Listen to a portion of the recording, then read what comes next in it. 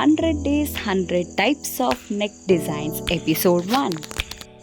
ನೀವೇನಾದರೂ ಬ್ಲೌಸ್ಗಳಿಗೆ ಡ್ರೆಸ್ಗಳಿಗೆ ಯಾವ ರೀತಿ ನೆಕ್ ಡಿಸೈನ್ಸ್ನ ಕೊಡೋದು ಅಂತ ಯೋಚನೆ ಮಾಡ್ತೀರಾ? 100 ನೆಕ್ ಡಿಸೈನ್ಸ್ನ ಅಪ್ಲೋಡ್ ಮಾಡ್ತಾ ಇದ್ದೀನಿ. ಇದು ಎಪಿಸೋಡ್ 1. ಮೊದಲಿಗೆ ಕ್ಯಾನ್ವಾಸ್ನ ಒಂದು ಫೋಲ್ಡಿಂಗಲ್ಲಿ ಇಡಬೇಕು. ನೀವು ನೆಕ್ ಬ್ರಾಡ್ ಎಷ್ಟು ತೊಗೊಂಡಿರ್ತೀರಾ ಅದಕ್ಕಿಂತ 1 ಇಂಚ್ ಎಕ್ಸ್ಟ್ರಾ ಇರೋ ಥರ ಫೋಲ್ಡ್ ಮಾಡ್ಕೋಬೇಕು. ನಾನು ತಮ್ನೈಲಲ್ಲಿ ತೋರಿಸಿರೋ ನೆಕ್ ಡಿಸೈನ್ ಮೆಜರ್ಮೆಂಟ್ ನೀವು ಇದನ್ನೇ ಫಾಲೋ ಮಾಡಿ ಪರ್ಫೆಕ್ಟಾಗಿ ನೀಟಾಗಿ ಬರುತ್ತೆ. ಸೊ ನೆಕ್ ಬ್ರಾಡು 3 ಇಂಚಸ್ ತೊಗೊಂಡಿದ್ದೀನಿ. ನೆಕ್ ಡೀಪು 6.5 ಇಂಚಸ್ ತೊಗೋಬೇಕು. ಸೊ ಕೆಳಗಡೆನೂ ಕೂಡ ಸೇಮ್ 3 ಇಂಚಸ್ ಇರಬೇಕು. ಒಂದು ಬಾಕ್ಸ್ ಶೇಪ್ನ ನಾವು ಫಸ್ಟು ಡ್ರಾ ಮಾಡ್ಕೋಬೇಕು. ನೆಕ್ಸ್ಟು ಇಲ್ಲೇನು ಡೀಪ್ ತೊಗೊಂಡಿದ್ವಿ ಅದರಲ್ಲಿ ಅರ್ಧ ಮಾಡಿ ಮಿಕ್ಕಿರೋ ಅರ್ಧದಲ್ಲೂ ಕೂಡ ಅರ್ಧ ಮಾರ್ಕ್ ಮಾಡ್ಕೋಬೇಕು. ಸೊ ಕೆಳಗಡೆಯಿಂದ ಮೇಲ್ಭಾಗಕ್ಕೆ 1 ಇಂಚಾಗಿ ಮಾರ್ಕ್ ಮಾಡಿಕೊಂಡು ಈ ರೀತಿ ನೀಟಾಗಿ ಶೇಪ್ ಕೊಟ್ಕೋಬೇಕು. ಸೊ ಈ ರೀತಿ ನೀಟಾಗಿ ಫಸ್ಟು ಡಾಟಲ್ಲಿ ಶೇಪ್ ಕೊಟ್ಟು ಆಮೇಲೆ ಡಾರ್ಕ್ ಮಾಡ್ಕೋಬೇಕು. ನಾನು ಆವಾಗಲೇ ಹೇಳಿದ್ನಲ್ಲ 1 ಇಂಚ್ ಎಕ್ಸ್ಟ್ರಾ ಬಿಡಬೇಕು ಅಂತ. ಸೊ ಇದಕ್ಕೋಸ್ಕರನೇ ಈ ರೀತಿ ಔಟರಲ್ಲಿ 1 ಇಂಚ್ ಕೊಟ್ಟು ಈ ರೀತಿ ಬಾಕ್ಸ್ ಶೇಪ್ ಆಗಿ ಮಾರ್ಕ್ ಮಾಡಿಕೊಂಡು ನೀಟಾಗಿ ಕಟ್ ಮಾಡ್ಕೋಬೇಕು. ಸೊ ಈ ಎಕ್ಸ್ಟ್ರಾ 1 ಇಂಚಸ್ಸು ತುಂಬಾ ಇಂಪಾರ್ಟೆಂಟು ಡ್ರೆಸ್ಸಲ್ಲಿ ಪರ್ಫೆಕ್ಟಾಗಿ ಕೂತ್ಕೊಳ್ಳೋದಕ್ಕೆ. ಡ್ರೆಸ್ ಆಗಿರ್ಬೋದು, ಬ್ಲೌಸ್ ಆಗಿರ್ಬೋದು, ಎರಡಕ್ಕೂ ಈ ಡಿಸೈನ್ಸ್ನ ಹಾಕ್ಬೋದು.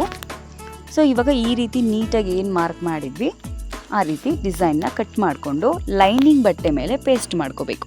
ಕ್ಯಾನ್ವಾಸ್ನ ನಾವು ಲೈನಿಂಗ್ ಮೇಲೆ ಇಟ್ಟು ಐರನ್ ಮಾಡ್ಕೋಬೇಕು. ಐರನ್ ಮಾಡ್ಕೊಳ್ಳುವಾಗ ಶೈನಿಂಗ್ ಇರೋದು ಕೆಳಭಾಗಕ್ಕೆ ಹೋಗಬೇಕು. ಅಲ್ಲಿ ಗ್ಲೂ ಇರುತ್ತೆ. ನಾವು ಹೀಟ್ನ ಪ್ರೆಷರ್ ಮಾಡಿದಾಗ ಅದು ಸ್ಟಿಕ್ ಆಗುತ್ತೆ. ನೀವು ಮೇಲ್ಭಾಗಕ್ಕೆ ಇಟ್ಟಾಗ ಅದು ಐರನ್ ಬಾಕ್ಸ್ಗೆ ಅಂಟ್ಕೊಳ್ಳುತ್ತೆ. ಸೊ ನೋಡಿ ಐರನ್ ಮಾಡ್ಕೋಬೇಕು.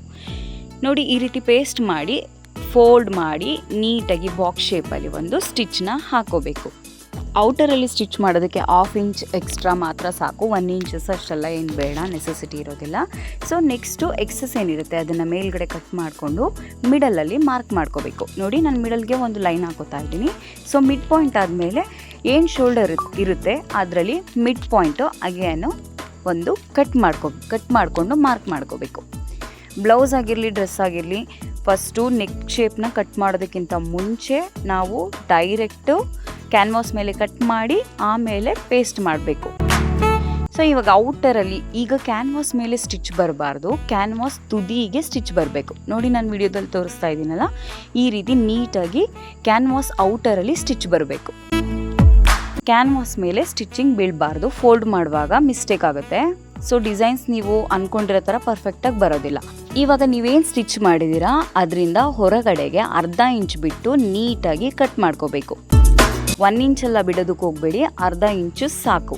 ಸೊ ಈ ರೀತಿ ಅರ್ಧ ಇಂಚು ಶೇಪ್ ಹೇಗಿದೆ ಅದೇ ರೀತಿ ಕಟ್ ಮಾಡಿಕೊಂಡು ಮಧ್ಯ ಈ ರೀತಿ ಕಟ್ ಕೊಡಬೇಕು. ಈ ರೀತಿ ಕಟ್ ಕೊಡೋದ್ರಿಂದ ನಾವು ಉಲ್ಟಾ ಮಾಡೋದಕ್ಕೆ ಈಸಿ ಆಗುತ್ತೆ. ಡಿಸೈನ್ ನಾವು ಯಾವ ರೀತಿ ಮಾಡಿರ್ತೀವಿ ಅದೇ ರೀತಿ ಕೂರುತ್ತೆ. ಸೊ ಈ ಕಟ್ ಕೂಡ ಮೇಯ್ನ್ ಇಂಪಾರ್ಟೆಂಟ್ ಆಗಿರುತ್ತೆ. ನೀಟಾಗಿ ಈ ರೀತಿ ಬ್ಯಾಕ್ ಸೈಡ್ ಟರ್ನ್ ಮಾಡಿ ತುದಿಗೆ ಒಂದು ಸ್ಟಿಚ್ನ ಮಾಡ್ಕೋಬೇಕಾಗುತ್ತೆ. ಏನು ಡಿಸೈನ್ ಇದೆ ಅದಕ್ಕೆ ನೀಟಾಗಿ ತುದಿಗೆ ಸ್ಟಿಚ್ ಮಾಡ್ಕೋಬೇಕು. ಆ ಕಡೆ ಈ ಕಡೆ ಸ್ಟಿಚ್ಚು ಮೇಲೆ ಕೆಳಗೆ ಹೋದರೆ ಡಿಸೈನ್ ನೀಟಾಗಿ ಕಾಣಿಸೋದಿಲ್ಲ. ಸೊ ಇದು ಎಪಿಸೋಡ್ 1 ಆಗಿದೆ. ಇದೇ ಥರ 100 ಟೈಪ್ಸ್ ಆಫ್ ನೆಕ್ ಡಿಸೈನ್ಸ್ನ ನಾನು ಡಿಫ್ರೆಂಟ್ ನೆಕ್ ಡಿಸೈನ್ಸ್ನ ಅಪ್ಲೋಡ್ ಮಾಡ್ತೀನಿ. ಈ ವಿಡಿಯೋದಲ್ಲಿ ಏನಾದರೂ ಡೌಟ್ ಇದ್ದರೆ ಕಮೆಂಟ್ ಮಾಡಿ, ನಾನು ರಿಪ್ಲೈ ಮಾಡ್ತೀನಿ. ಸೊ ನೀಟಾಗಿ ಈ ರೀತಿ ನೋಡಿ ನಾನು ಯಾವ ರೀತಿ ತುದಿಗೆ ಸ್ಟಿಚ್ ಮಾಡ್ಕೋತಾ ಇದ್ದೀನಿ ಅದೇ ರೀತಿ ನೀಡಲ್ನ ಡ್ರಾಪ್ ಮಾಡಿ ತುದಿ ಬಂದಾಗ ನೀಡಲ್ ಡ್ರಾಪ್ ಮಾಡಿಬಿಟ್ಟು ಈ ರೀತಿ ಸ್ಟಿಚ್ ಮಾಡ್ಕೋಬೇಕು. ಸೊ ಸ್ಟಿಚ್ ಮಾಡಾದಮೇಲೆ ಉಲ್ಟಾ ಏನಿರುತ್ತೆ ಅದಕ್ಕೆ ನೀವು ಹೆಮ್ಮಿಂಗ್ ಮಾಡ್ಕೋಬೇಕು.